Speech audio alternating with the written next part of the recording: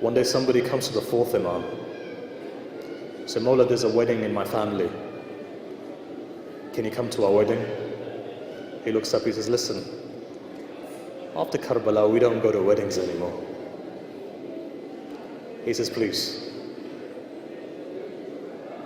come to the wedding. He says, fine, on one condition. He says, what? He says, if you recite the Musib of Ali Akbar, I'll come.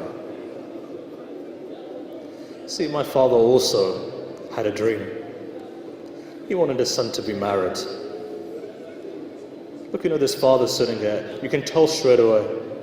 When you hold your son for the first time, right, there's a lot of dreams that go. As your son begins to grow older, your back begins to bend. You've seen it, I've seen it, you've seen it. You look at your son and you think, one day a day is going to come, he's going to be holding my arm as well. You wait for the happiest moment of your life when your son gets married.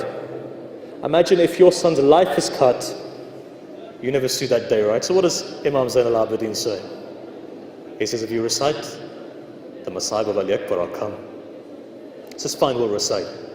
Imam Zain al-Abidin goes, he sits down, people begin to cry. Imam looks up and he says, can you close all of the lights here? Can you extinguish all of the candles here? He says, Mawla, why? He says, maybe somebody feels embarrassed to cry.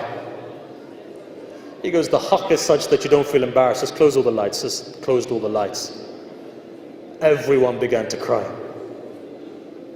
Tradition says that when the lights opened, Imam Zain al-Abidin wasn't there. So people looked around, they said, where is he? When they looked up, they saw him standing next to the door. So people asked, they said, Mawla, why are you standing there for? You know what he replied?